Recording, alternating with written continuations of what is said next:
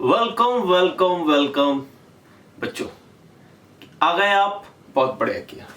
क्या है आज? तो आज है भैया लेक्चर नंबर 20। क्या होगा? तो आज होगा जनरल लोकेशन पे इलेक्ट्रिक फील्ड निकालना डाइपोल के वजह से। ये क्या है? डाइपोल की एप्लीकेशन। डाइपोल के कितनी एप्लीकेशन थी? 3 एप्लीकेशन थी। कौन कौन सी एप्लीकेशन थी?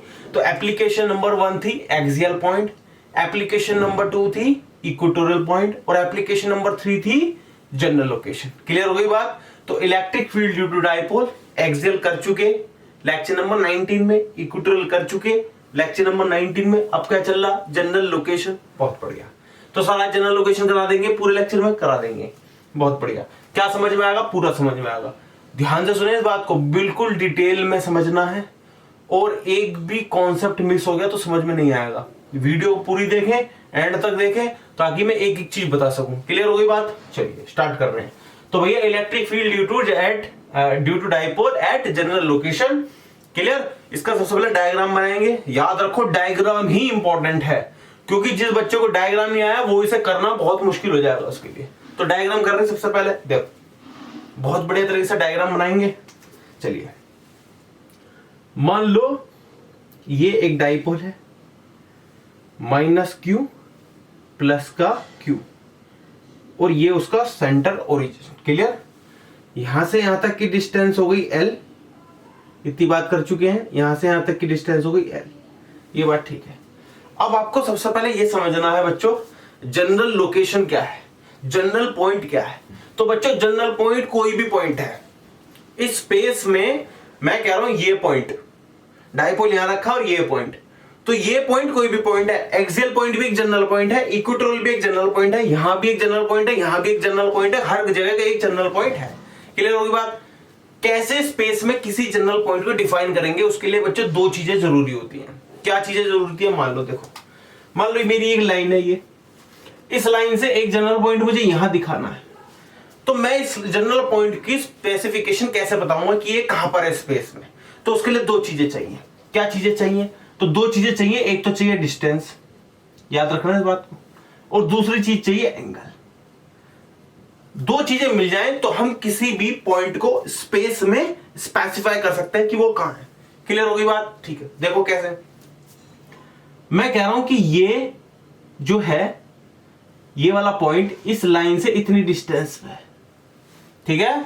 तो ये तो डिस्टेंस हो गई x, और कितने एंगल पे है? इतने एंगल पे स्पेसिफाई हो गया। यानी कि आपको मान लो अगर ये 30 डिग्री एंगल है, क्लियर, तो आपको 0 डिग्री से 30 डिग्री जाना है, और यहां से कितनी दूर जाना है? इतने x दूरी पे जाना है, तो आपको ये पॉइंट मिल जाएगा। समझ में आ गई बात? तो किसी भी पॉइंट को ढूंढने के लिए 2 चीजें की जरूरत होती है, डिस्टेंस, एंगल। क्लियर? बहुत बढ़िया, समझ में आ गया। तो जनरल लोकेशन यही हमें बताना है कि भैया जनरल लोकेशन यानी कि कोई भी लोकेशन डाइपोल के कहीं भी, डाइपोल के कहीं भी अगर मैं इलेक्ट्रिक फील्ड निकालना चाहता हूं तो कैसे निकालूंगा? तो कहीं भी के लिए मैंने एक पॉइंट मान लिया, ये रहा वो पॉइंट। क्लियर? इस पॉइंट को नाम दे रहे हैं, क्या नाम दे रहे हैं? इस पॉइंट को नाम देंगे एम। एम, ठीक है? अब इस पॉइंट की लोकेशन स्पेसिफाई करने के लिए 2 चीजों की जरूरत है। क्या चीज है वो? एक तो हो गया डिस्टेंस x, और दूसरा हो गया एंगल। एंगल कितना ले लेते हैं? थीटा ले लेते हैं एंगल। तो ये हो गया एंगल थीटा। यहां तक बातें ठीक है? तो हमने एक पॉइंट मान लिया, let us consider a point m at distance, आपको ये बताना पड़ेगा बच्चों, at distance x and angle theta from dipole. From dipole ये बताना पड़ेगा कहां से। क्लियर होगी बात? क्लियर हो गई। आगे क्या है? इसका डाइपोल मोमेंट। तो डाइपोल मोमेंट किधर की तरफ? पहले डाइपोल मोमेंट की डायरेक्शन बताओ। तो माइनस क्यू से प्लस क्यू होती है। क्लियर? तो हम यहां पर ये लिख सकते हैं कि जो भैया डाइपोल की डायरेक्शन है, डाइपोल की डायरेक्शन की तरह माइनस क्यू से प्लस क्यू, तो हम ये डायरेक्शन दिखा सकते हैं। तो हम ये डायरेक्शन दिखा सकते हैं, ये वाली। ये डायरेक्शन किसकी हो गई बच्चों? P vector. और ये पी वेक्टर क्या है? ये है डाइपोल मोमेंट, क्योंकि डाइपोल मोमेंट को किससे डिनोट करते थे? पी से करते थे। क्लियर हो गई बात? ठीक है। अब आप एक चीज ध्यान दो, यही मैं ट्रिक बता रहा हूं, यही ट्रिक ध्यान देने वाली है। अब देखो, अगर मैं ये वाली लाइन देखूं, यहां दो लाइन है, ये एक ये ऊपर वाली, एक ये वाली। अगर मैं ये वाली लाइन देखूं, ये इतने एंगल पे है, थीटा पे, तो इस लाइन के दो कंपोनेंट हो सकते हैं, नीली वाली लाइन के दो कंपोनेंट हो सकते हैं, एक इस वाली डायरेक्शन में और एक परपेंडिकुलर डायरेक्शन में हो सकते हैं। तो इस डाइपोल के, ये जो डाइपोल है P, इसकी दो डायरेक्शन हो सकती है। कौन कौन सी डायरेक्शन हो सकती है? एक तो ये वाली डायरेक्शन हो सकती है और एक नीचे हो सकती है परपेंडिकुलर, ये ऐसे। देखो ये परपेंडिकुलर है ना, ये पूरा का पूरा। तो ये जो डाइपोल है, इसकी दो डायरेक्शन हो सकती है, एक ये वाली, एक ये वाली, यानी कि दो कंपोनेंट हो सकते हैं इसके। तो ये वाला कंपोनेंट कौन सा होगा बच्चों? तो एंगल के बराबर वाला कंपोनेंट होता है डाइपोल का, कौन सा? P cos theta. तो इसे लिख लो P cos थीटा। और ये वाला कंपोनेंट कौन सा होगा? P sin theta. क्लियर हुई बात? बहुत बढ़िया। अब क्या होगा? अब ध्यान देंगे इस बात पे। क्या ध्यान देंगे? ध्यान ये देंगे कि भैया ये जो एक डाइपोल था, इस एक डाइपोल को तोड़ डाला। किस में तोड़ डाला? दो डाइपोल में, P sin theta, P cos theta. यानी कि अब इस डाइपोल के दो कंपोनेंट हो गए। अब ये वाला डाइपोल खत्म, अब इसके दो कंपोनेंट हो गए, एक P cos थीटा, एक P sin थीटा। इन दो कंपोनेंट को हम मान के चलेंगे भैया ये दो डाइपोल हैं, एक P cos थीटा वाला डाइपोल है, एक P sin थीटा वाला डाइपोल है। तो हम यहां कहेंगे now on resolving there are two component of dipole. Dipole के दो कंपोनेंट कौन कौन से हैं? पहला कंपोनेंट देखो, पहला कंपोनेंट तो है P cos थीटा, सही है सर। और दूसरा कंपोनेंट कौन सा है? दूसरा है P sin थीटा। तो डाइपोल के दो कंपोनेंट हो गए, P cos theta, P sin theta. क्या इतनी बात समझ में आ रही है? बिल्कुल साफ दिख रहा है? नहीं दिख रहा तो मैं जूम कर दूं क्या? कर दूं क्या? बोलो। ये लो, अब देखो दिख रहा है? थोड़ा सा शार्प कर दूं क्या? अब ठीक है? ये लो, अब जूम आउट कर दूं? ये लो, ठीक है। अब आगे देखिए, तो भैया इस डाइपोल के दो कंपोनेंट हो गए, P cos theta, P sin theta. आगे क्या कराएंगे सर? अब आगे की बात देखो। अब यहां पर दो डाइपोल हैं, एक P cos थीटा, एक P sin थीटा है। अब ये दो अब ये जो पॉइंट M है, याद रखना, ये पॉइंट M जो है, ये पॉइंट M इस वाले डाइपोल के, कौन से वाला डाइपोल? P cos theta. देखो P cos थीटा डाइपोल ये वाला है और P sin थीटा डाइपोल ये वाला है। क्लियर हो गई बात? क्लियर हो गई। अब ये जो P cos थीटा वाला डाइपोल है, अब ये पॉइंट इस P cos थीटा वाले डाइपोल के कहां पर है? तो मैं आपको थोड़ा सा पहले का याद दिलाता हूं ताकि आपको चीजें क्लियर रहे। पहले का याद कर रहे हैं? क्या याद कर रहे हैं? देखो जो हमने एक्सेल और इक्वेटोरियल पढ़ा था। तो बच्चों अगर मैं एक्सेल की बात करूं तो एक्सेल में आपने ये देखा था कि -q + q, ठीक है। और यहां पर एक एक्सेल पॉइंट होता था P। तो यहां पर इलेक्ट्रिक फील्ड भी देखो, ये डाइपोल के एक्सिस पे था पॉइंट P, और यहां पर इलेक्ट्रिक फील्ड इधर की तरफ आती थी, E नेट आती थी, ठीक है। अब जरा इक्वेटोरियल की बात करेंगे। इक्वेटोरियल में क्या होता था? ये होता था -q + q, और ये पॉइंट होता था इसके परपेंडिकुलर। और यहां पर डाइपोल की तो डायरेक्शन होती थी ये वाली, और इलेक्ट्रिक फील्ड की डायरेक्शन आती थी पॉइंट P पे ये वाली, E नेट। क्या इतनी बात याद है हमें? जिसने पहले वाला लेक्चर नहीं देखा वो क्या करेगा? वो जाके पहले वाला लेक्चर को देखेगा। उससे क्या होगा? उससे चीजें क्लियर होंगी, ठीक है। आगे बढ़ रहे हैं, तो मैं ये हटा दूं। याद रखना, क्या याद रखना? ये वाला जो पॉइंट है P, ये डाइपोल की एक्सिस पे है, और ये वाला जो पॉइंट है P, ये डाइपोल के इक्वेटोरियल लाइन पे है। क्लियर हो गई बात? ठीक है। तो इस पॉइंट M को देखो, अगर मैं इस वाले डाइपोल की बात करूं तो ये वाला जो पॉइंट M है, ये इसकी एक्सिस पे है, एक्सिस पे है। क्लियर होगी बात? तो एक्सिस के वजह से इलेक्ट्रिक फील्ड इधर होनी चाहिए, जैसे इसने दिखाया इधर है, तो इधर होनी चाहिए सर। तो ये लो, एक्सिस के वजह से इलेक्ट्रिक फील्ड इधर होनी चाहिए। तो मैं कह दूं इस वाले पॉइंट की वजह से E एक्सियल हो गया, ये हो गया, हो गया। अब ये जो पॉइंट M है, इस वाले डाइपोल पे देखो, ये वाले डाइपोल के ये वाला पॉइंट कैसे है? परपेंडिकुलर है। तो अगर परपेंडिकुलर है तो डाइपोल की डायरेक्शन अगर ये है तो इलेक्ट्रिक फील्ड की इधर नहीं होगी क्या? देखो डाइपोल की अगर ये है तो इलेक्ट्रिक फील्ड की इधर नहीं होगी क्या? तो तो डाइपोल की ये है, तो इलेक्ट्रिक फील्ड की किधर होगी, अपोजिट, ये लो, तो ये हो गया ई इक्वेटोरियल। तो बच्चों यही कठिनाई थी इसमें, और कोई भी कठिनाई नहीं है। क्लियर? आप नोट करो जल्दी जल्दी, थोड़ा जूम करूं, सही है, सही दिख रहा है, कोई दिक्कत नहीं है, ठीक है। चलिए, तो ई एक्सियल ई इक्वेटोरियल समझ में आ गया। ई एक्सियल पी कॉस थीटा के वजह से, और ई इक्वेटोरियल टी साइन थीटा के वजह से। अब आप सबसे पहले तो इन दोनों के बीच का एंगल देखो, यहां पर एंगल दोनों के बीच का कितना है बच्चों, थीटा कितना है यहां पर, 90 डिग्री। क्या इतनी बात सही है, दिख रहा है? तो मैं लिखता नहीं हूं, थीटा 90 डिग्री आपको समझ में आता है। क्लियर? अब पॉइंट एम पे इलेक्ट्रिक फील्ड निकालनी है, याद है ना। अब पॉइंट एम पे दो इलेक्ट्रिक फील्ड है, डाइपोल के वजह से, इस पूरे डाइपोल के वजह से दो इलेक्ट्रिक फील्ड है। कौन कौन सी है, एक तो ई एक्सियल है और एक ई इक्वेटोरियल है, ये दो इलेक्ट्रिक फील्ड है। ठीक है सर, तो पॉइंट एम पे आपको नेट इलेक्ट्रिक फील्ड चाहिए थी, वही तो निकालना है, जनरल लोकेशन, और पी एम क्या है, जनरल पॉइंट है। पॉइंट एम पे आपको नेट इलेक्ट्रिक फील्ड निकालनी है। कैसे निकालोगे, तो भैया ये तो परपेंडिकुलर वाला मेथड है। कौन सा मेथड है, पैरेललोग्राम। तो पैरेललोग्राम में इलेक्ट्रिक फील्ड कैसे निकालते हैं, एक इधर खींच रहा, एक इधर खींच रहा, तो नेट कहां होगी, इधर। क्लियर? तो इसकी नेट इलेक्ट्रिक फील्ड कहां होगी, इधर होगी कहीं, तो ये हो गई ई नेट। क्लियर हो गई बात, आ गई बात समझ में। तो हम इसको ऐसे बना सकते,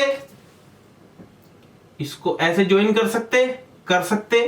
थीटा तो हो गया यहां पे कितना, 90 डिग्री, और ये वाला एंगल कितना हो गया, ये डायरेक्शन बताता है अल्फा, तो अल्फा कितना ये हमें निकालना होगा, ये डायरेक्शन के लिए है। क्लियर हो गई बात ठीक है। तो ये रब कर दूं मैं, क्योंकि आगे करना है। ठीक है, चलिए कर रहे हैं।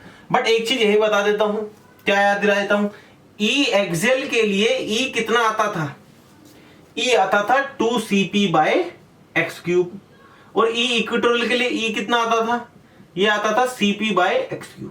जिस बच्चों को याद नहीं है क्या करेगा, तो भैया पहले वाला लेक्चर जाके देख डालेगा। ठीक है, तो मैं ये याद दिलाने के लिए यही रखता हूं, एक्सियल के लिए x, ई इक्वेटोरियल के लिए। ठीक है, तो ये अब हटा रहे हम। क्यों हटा रहे सर, तो सर इसलिए हटा रहे, सर को आगे करना, हटा दिया जाए। ये देखो आगे, अब आगे करेंगे। अब आपको चाहिए ई नेट, तो आपको चाहिए ई नेट, तो ई नेट कैसे आएगा, एज पर पैरेललोग्राम मेथड। तो हमें निकालना आता है क्या, ई नेट।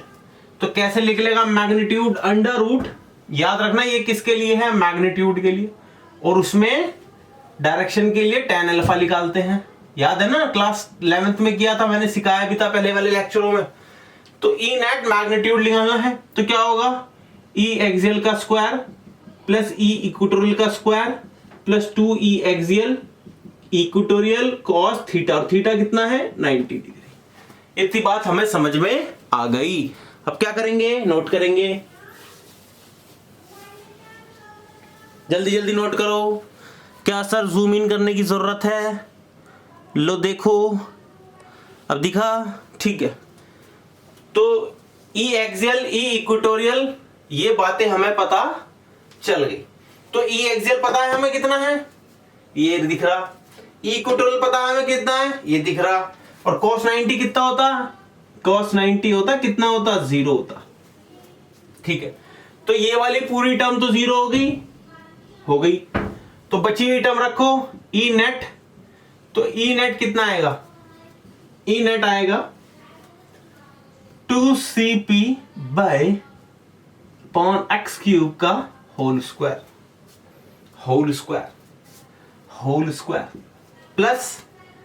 प्लस क्या, ये तो आप खुद भी कर सकते हो, बट हम करेंगे नहीं सर, क्योंकि आप जो कर रहे हो हम क्यों करेंगे फिर, है ना। बट एक चीज गलत हो गई, क्या गलत हो गई, देखो बच्चों क्या गलत हो गई, थोड़ा सा जूम आउट कर रहे देखो। अब इसमें आपको एक बात ध्यान देने की है, ये एक्सियल के लिए था, ये इक्वेटोरियल के लिए था, बट एक्सियल में पी था, इक्वेटोरियल में पी था, बट यहाँ पी नहीं है, यहाँ पी के दो कंपोनेंट हो गए। तो ये वाला डाइपोल की वजह से, ये एक्सियल वाली लाइन की वजह से ये क्या होगा, पी कॉस थीटा। तो पी की जगह क्या लिखेंगे, पी कॉस थीटा। क्लियर हो गई बात। और इक्वेटोरियल वाले के लिए वैसे क्या लिखेंगे, पी की जगह पी साइन थीटा।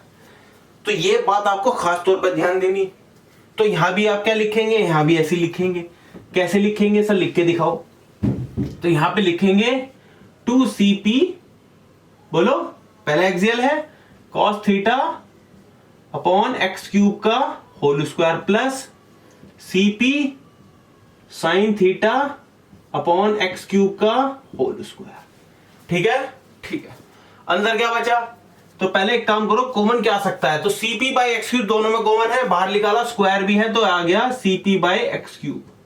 तो अंडर रूट में बचा क्या, 2 cos थीटा का स्क्वायर प्लस साइन थीटा का स्क्वायर, यानी कि साइन स्क्वायर थीटा।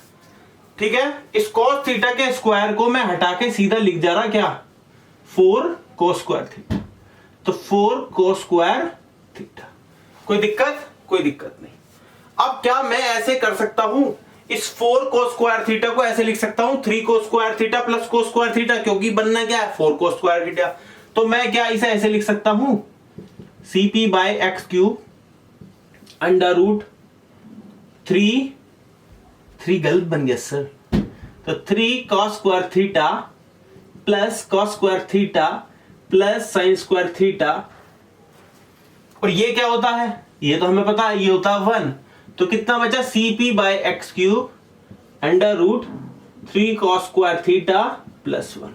ये आया E net formula, final formula magnitude के लिए।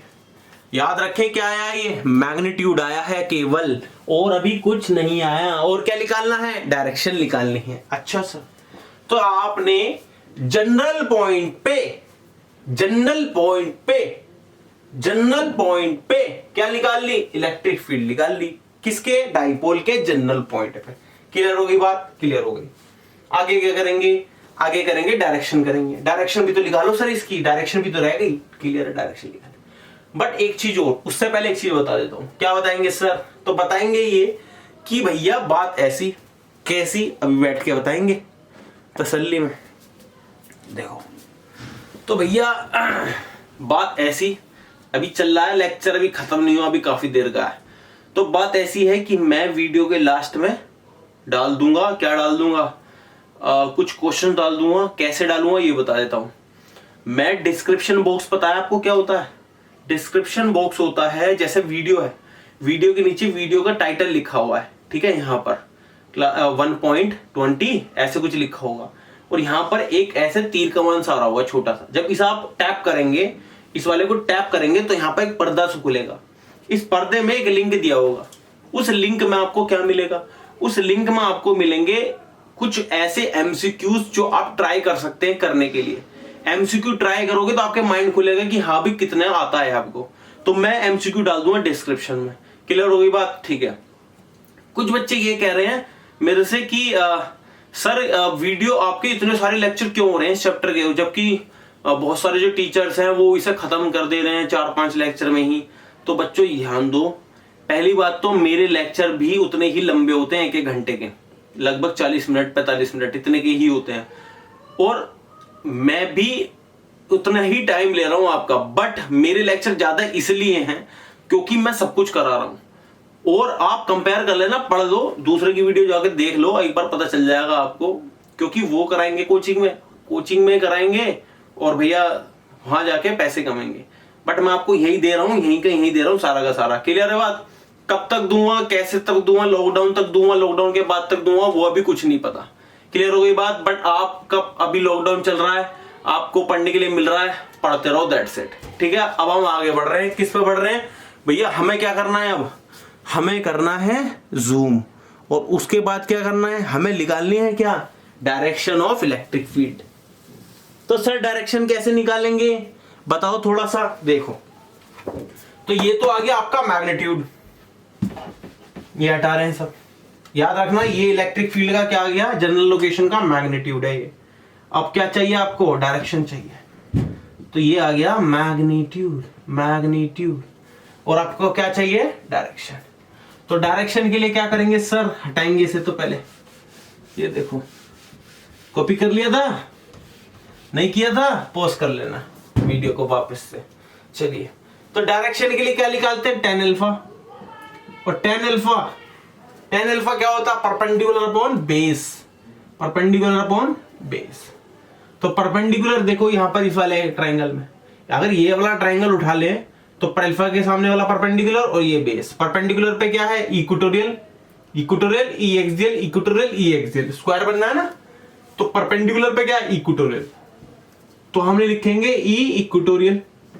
अपॉन बेस पे क्या है? ई एक्सियल, ई एक्सियल। ठीक है, तो आप tan अल्फा निकालो। इक्वेटोरियल कितना था?